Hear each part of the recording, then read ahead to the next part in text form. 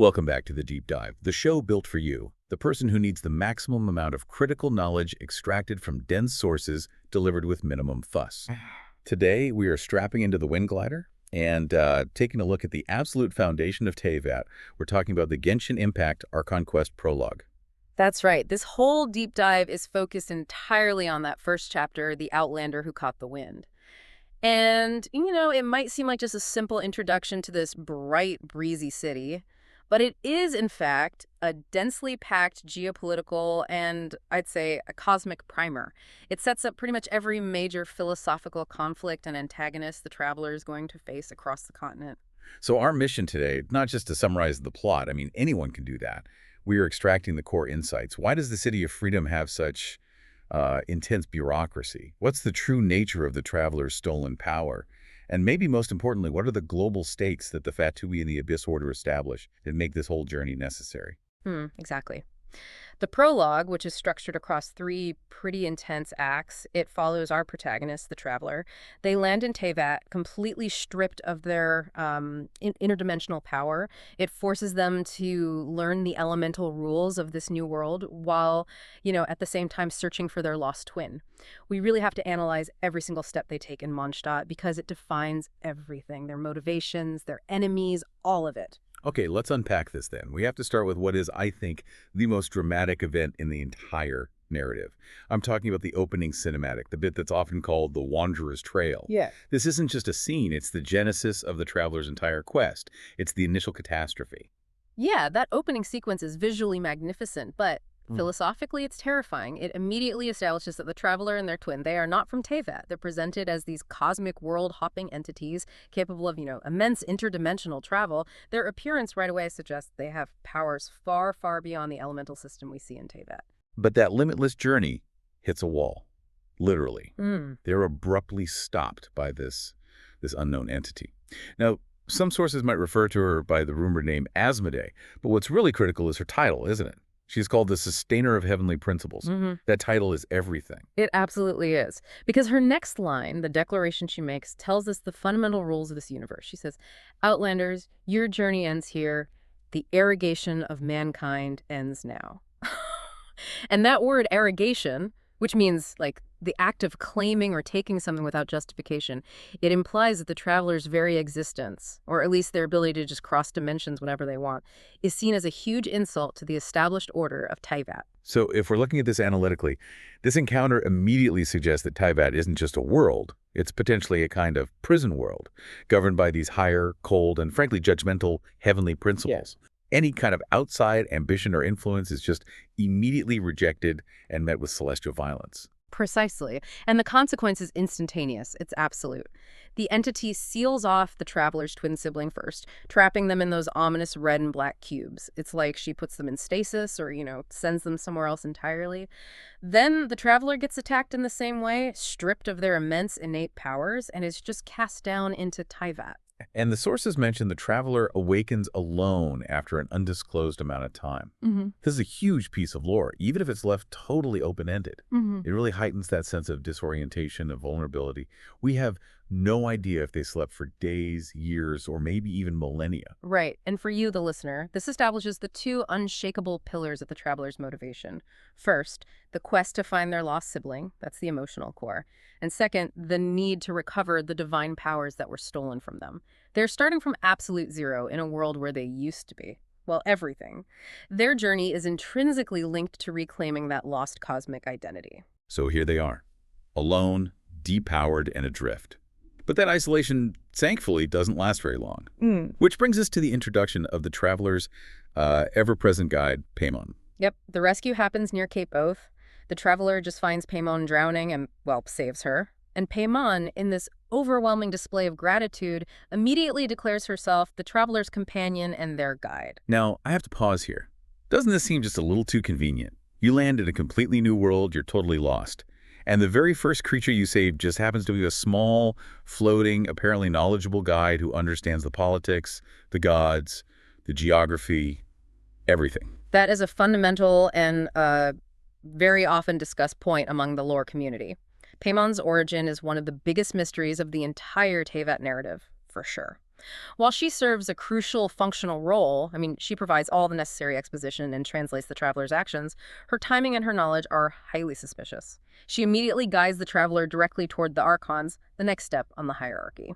And that leads us to the traveler's first step into Teyvat's elemental hierarchy.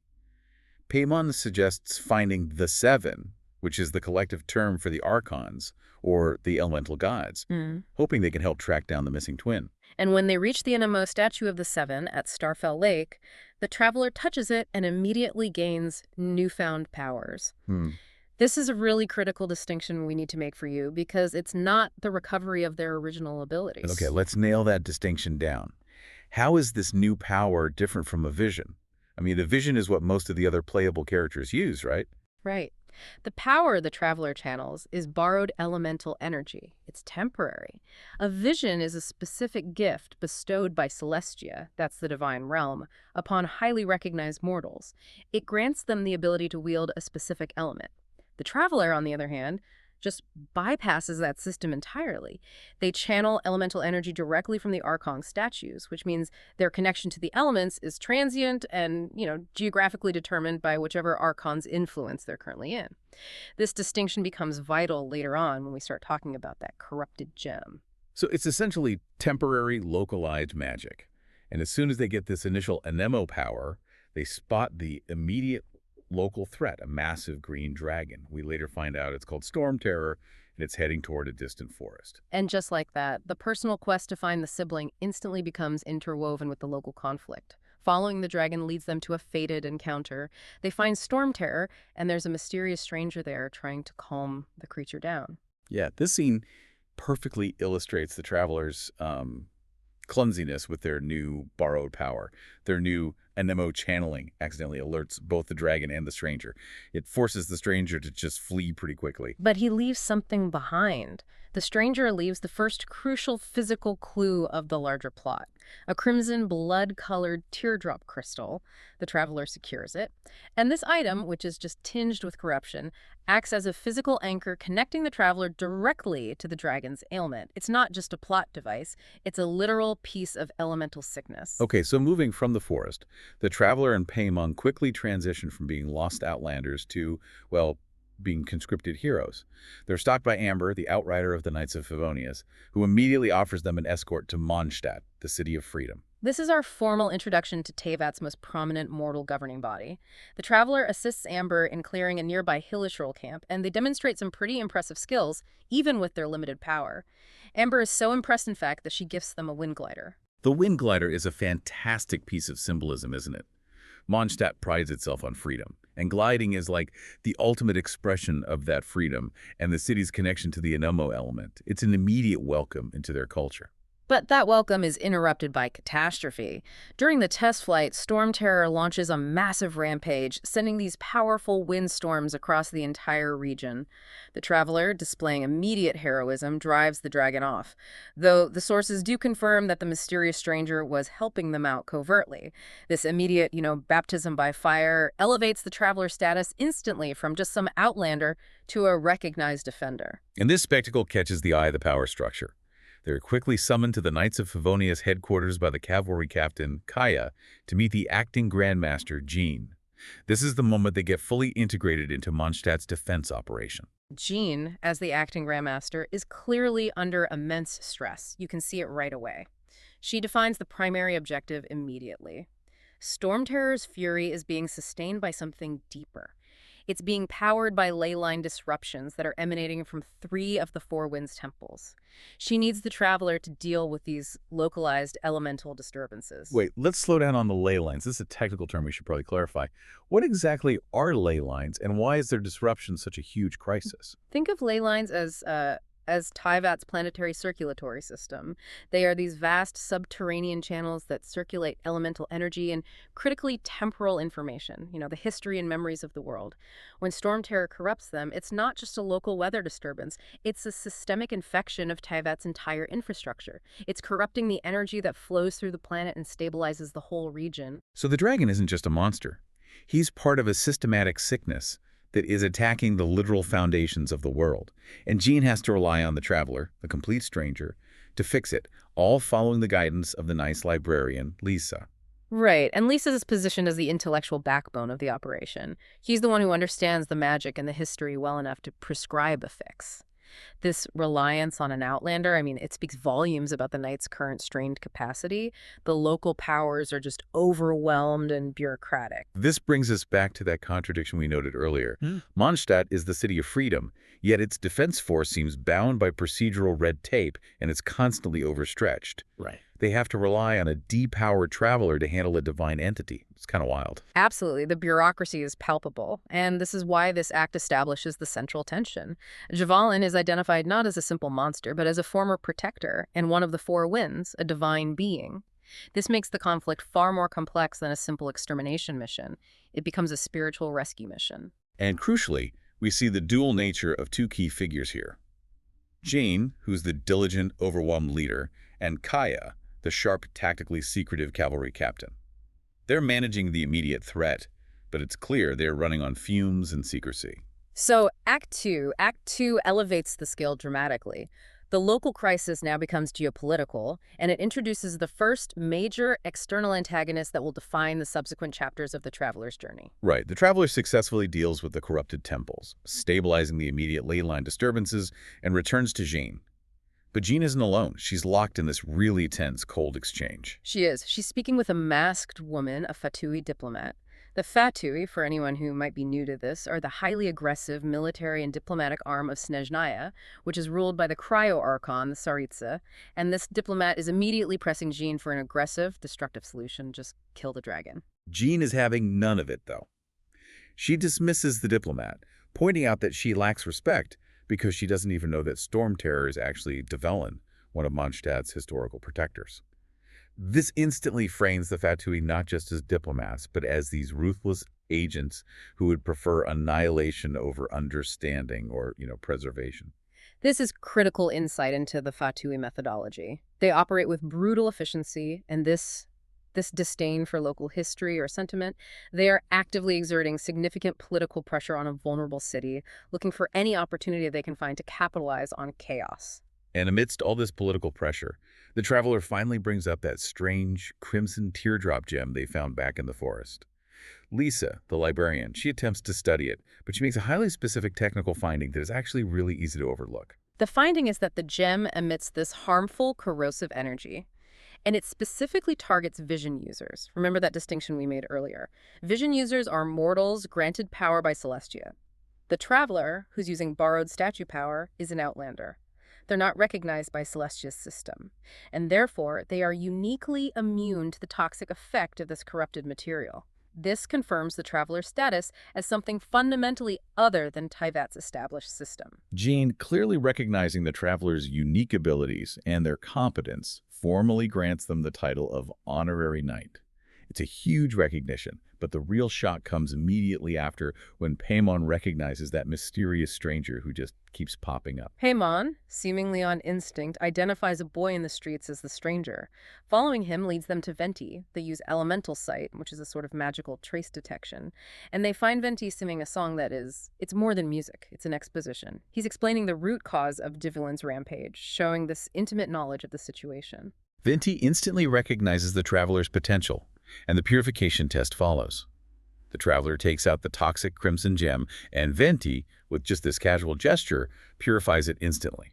And this confirms Venti's true identity, which is about to be revealed, and it cements the Traveler's functional role as a purifier. Venti realizes the Traveler's innate power can handle and process the corrupted energy that the Abyss Order is using to degrade Dvelin. The Abyss Order, for you at home, is Teyvat's third major faction, representing ancient, insidious corruption, and they're often focused on manipulating monsters and ruins. So now they have the plan. Venti directs them to the Great Tree in Windrise, a site that's steeped in local legend. The plan is to use the holy lyre der Himmel from the Favoni's Cathedral in a ritual to complete the purification. And here is where Venti drops the divine bomb. He reveals his true identity as Barbatos, the Enemo Archon, the very god of freedom who founded Mondstadt. But here's the beautiful, crushing irony. When he tries to obtain the sacred lyre, his own divine relic from the church, Sister Gosselin, the seneschal, dismisses the literal archon as an insane street musician. I mean, that is hilarious and deeply sad at the same time. Hmm. The god of the city is so hands-off, so absent for so long, that his own clergy doesn't even recognize him. They think he's a lunatic trying to steal the church's most valuable relic. It speaks volumes about the state of Mondstadt. True freedom, as Venti permits it, has led to this intense bureaucratic control and institutional forgetting. Godolin tells the traveler they need signatures from the Grand Master, the Seneschal, and the community representative. Apparently, the lyre is only used during the Ludi Harpastum festival. Red tape trumps divine authority. Naturally, they decide to commit a covert operation. The traveler attempts to sneak into the vaults, but they're too late. And this is the Fatui's first major win in the narrative. Before the traveler can even secure the relic, a Fatui Electro-Sassin mage warps in and successfully steals the lyre. Right. And the Fatui didn't just stumble upon the lyre, they were actively monitoring the situation. They moved with tactical speed, which confirms they are 2 steps ahead of both the knights and the Archon himself. Venti uses some quick thinking and his anemocurrents to drop them off near the Angel's Share Tavern to escape the immediate security response. And there we meet another critical character. The red-haired, famously disgruntled former knight, Deluc. Deluc, the owner of the Dawn Winery, is introduced as this man with immense resources and an even greater disdain for the incompetence of the Knights of Favonius. Venti, through a quick dramatic performance, explains the whole situation, and Deluc agrees to help. He uses his own extensive covert network to hide the Archon and the Traveler from the pursuing knights. This covert alliance is the absolute core of Mondstadt's immediate success. Deluc, Jean, Venti, and the Traveler, they all meet secretly. And Deluc makes it a point to state that Jean is there as the normal Jean, because acting officially as the acting Grandmaster would be impossible. The political fallout and the Fatui's influence are just too great. This meeting is the clearest indication that the official governmental structure, the Knights of Favonius, is failing. It takes a secret alliance between a disgraced former knight, an absent Archon, and the stressed Grand Master, all acting outside their official roles to defend the city. Jean's presence, however, it does confirm her faith in Dvalin's past innocence and her commitment to the cause of preservation. So using his context, Deluc pinpoints the Fatui stronghold where the lyre is being held. They successfully acquire the relic. But the Fatui are never far away. A Fatui agent confronts them during the escape and explicitly threatens them while mentioning a terrifying name. Signora. And that foreshadowing is crucial. It tells you that the Fatui aren't just led by diplomats and mages. They have higher-ranking, terrifying individuals coordinating the action. Despite retrieving the lyre, it's damaged and it's useless for the ritual.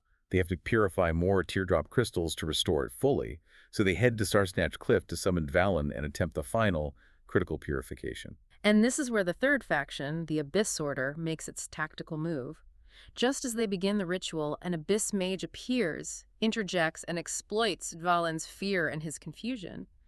The mage successfully poisons Dvalin's mind, convincing him not to trust Venti or the Traveler. Dvalin flees, the purification fails, and the lyre is completely irreparably broken in the process. Act 2 ends with the heroes having failed on both the the Fatui stole it, and the spiritual front, with the Abyss Order sabotaging it. So Act 3, Song of the Dragon and Freedom, has to resolve Dvalin's threat while simultaneously escalating the global stakes. And it starts with Deluc providing the intelligence that allows Venti to connect the dots. Deluc confirms he had slain an Abyss Order operative at the Dawn Winery, and he noted that upon death, the operative dissipated some special energy. This wasn't standard elemental energy, it was something corrosive and temporal. And this detail leads to Venti's big realization. This special energy was the mechanism that was actively severing his spiritual connection to Dvalin. And this realization forces Venti to admit his own fundamental weakness in the modern age. Venti confesses that due to his long, frequent periods of absence, respecting the freedom he granted his people, he has become the weakest of the 7. He's no longer in close communion with the land, which necessitates his reliance on mortal help to solve his divine problems. This admission immediately contextualizes the ease with which the Fatui will later steal his gnosis. That humility is such a defining characteristic of Barbados. He tracks the corrupted energy back to the ancient ruins that serve as Storm Terror's lair, and here we get a crucial piece of deep lore regarding Mondstadt's history. Venti realizes these ruins aren't just old, they are part of old Mondstadt, from the era when the Anemo Archon was the tyrant Decorabian. And Decarabian was a tyrant who, though he intended to protect his people, walled them off and demanded absolute, unthinking obedience. He imposed this suffocating form of safety rather than actual freedom. So the lair, which is now corrupted by the Abyss Order, is physically linked to the Archon's own tyrannical past. This gives immense philosophical weight to Venti's subsequent actions, doesn't it? He's not just saving Dvelin, he's correcting a historical philosophical error. The assault on the lair commences. They fight through hordes of hilichurls, which Diluc quickly identifies as being manipulated by the Abyss Order merely to stall them. Venti then uses his recovered knowledge of the ruins' old magic to dispel the powerful barrier sealing the entrance. The final confrontation sees the Traveler deep inside the lair, finally catching up to Dvelin and purging the last vestiges of that corrupted energy. The dragon is saved, the crisis is averted. But the most important part of this climax is the exchange between the Archon and his ancient friend. Valen, who's confused and newly free, asks Venti why he didn't simply command his protection. Why didn't he force him to obey the Archon and avoid the corruption in the first place? And Venti responds with the defining ideology of Mondstadt, a line that encapsulates his entire belief system. He explains that while he certainly didn't want Valen to obey the Abyss Order, he didn't want him to obey Venti either. Venti's final statement is a philosophical mic drop. If he had ordered Dvelin to act free, it wouldn't be true freedom. Yeah. He allows the individual entity, even a dragon, the autonomy to choose, even if that choice means making mistakes or becoming corrupted. And Dvelin, finally reassured and unbound, flies off, representing the purity of the enamel Archon's ideal. So the Dvalin crisis is over. But while our heroes were focusing on the skies, the ground threat was mobilized. Amber reports that she and the other knights had to repel a coordinated hilichurl attack on the city walls. Right, and they find Kaya at the Good Hunter restaurant, conspicuously not involved in the main fight. But he reveals his secret tactical move. He anticipated that the coordinated attack was just a diversion. He stayed behind, intercepted Abyss Order infiltrators within the city, and he learned a critical new fact from them. The entire Abyss Order operation is united under a single leader. This is the first major reveal that the Abyss Order is not just some loose collection of monsters, it's a focused, organized paramilitary group. And Kaya swiftly leaves after delivering this intelligence, avoiding Amber's predictable frustration over his secrecy, which just highlights his ongoing strategic complexity. So Mondstadt is now secured. The Traveler, having achieved this monumental task, informs Amber that their quest to find their sibling means they have to travel throughout Teyvat to meet the rest of the Seven. The plan is set. Head to Liu. But the narrative is not done escalating the threat, not even close. The Traveler, Jean, and Venti head to the cathedral to return the damaged lyre to the deaconess, Barbara. Barbara, of course, panics when she sees the structural damage to the sacred relic. And Venti, ever the playful trickster, uses his archon power to make the lyre just look fixed. He chuckles that he simply made it structurally sound without truly repairing its magical functionality. Then he tries to make a swift, quiet exit. That quick exit is interrupted by the true, devastating climax of the prologue. Outside the cathedral, a sudden, sharp gust of cold air instantly freezes Venti and Paimon Solid, completely incapacitating them. The attack is organized and it is brutal. 2 Fatui agents and 2 Fatui Chechen electromages appear, creating this tight, aggressive formation. And leading them is the woman whose name was only whispered before, Signora. This is the official introduction of Signora, the 8th of the 11 Fatui Harbingers. She's an Archon-level enforcer. Her introduction is designed to be shocking. She immediately taunts the frozen Venti, calling him a rodent ruler, a clear reference to his confessed status as the weakest Archon. The action turns violent and shocking. Signora plunges her arm directly into Venti's chest and just rips out his gnosis. The Traveler is knocked unconscious by the sheer force and the elemental blast of the theft. And we need to explain clearly what the gnosis is. The gnosis is not simply a source of power. It is the physical manifestation of an Archon's divine authority. It's their critical link to Celestia. It's like the engine and the key combined. Stealing it is akin to ripping the divine right straight out of a god's body. This act of violence is just. It's unprecedented in the modern Teyvat narrative. Signora orders her subordinates to flee quickly before the knights can respond. When the Traveler recovers, Venti is gone. He's abruptly left after Barba's emergency healing efforts proved completely ineffective against such a deep systemic injury. The traveler tracks Venti to the Windrace tree for the final necessary exposition. Venti reluctantly reveals that the Gnosis is what Signora stole, and he confirms that Signora, as a harbinger, was acting directly under the orders of the Tsaritsa, the cryo-archon of Snezhnaya, who is, astonishingly, one of the 7 the traveler was planning to seek out for help. And here's where the personal quest just spirals into a global conflict. The Tsaritsa is actively moving against her divine colleagues.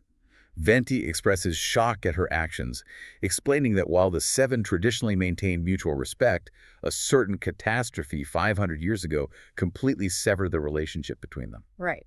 And while the sources don't name the catastrophe here, the implication is massive. This 500-year-old event was so traumatic it turned one of the founding gods of Tevat into a ruthless enemy of her peers. The Tsaritsa is now mobilizing her forces to systematically collect the Archon's power sources. So the quest to find the sibling is now inextricably linked to a race against the Fetui, a military organization backed by a rogue god. Venti's final instruction is urgent. Head immediately to Liu to speak with the Geo-Archon. And the Geo-Archon, Venti notes, descends only once a year during the rite of descension to guide his nation. Missing this annual window means waiting another whole year, which adds this intense layer of time pressure and high stakes to the traveler's journey. They have to move quickly before the Fetui can reach Liu and execute their next devastating move. What a phenomenal opening. If you analyze the entire Mondstadt prologue, it's not just a beautiful landscape introduction. It's a perfect layering of 3 core conflicts. Absolutely. The Dvelin crisis was merely the vehicle. The prologue's true purpose was establishing the full threat matrix. You were introduced to the 3 major power factions: the Knights of Favonius, representing the fragmented, bureaucratic mortal defense; the insidious Abyss Order, manipulating ancient powers and united under a single, shadowy leader; and the Fetui, representing aggressive geopolitical expansion backed by a rogue archon. And we saw the limitations of leadership. Jean and Deluc, the most powerful mortals in the city, had to operate covertly. It proved the institutional failure of the Knights. And the definitive confrontation with Signora taught the traveler the true, violent threat level. This is a war against a divine entity, the Tsaritsa, who is willing to assault and violate her fellow gods in public. Exactly. The traveler leaves Mondstadt with a clear, immediate enemy: the Fetui, who have successfully demonstrated they can steal an Archon's Gnosis with tactical precision. The journey is now defined by a desperate race. So what does this all mean for you, the listener, as the traveler sets off? The Tsaritsa is systematically collecting the power sources of her divine peers.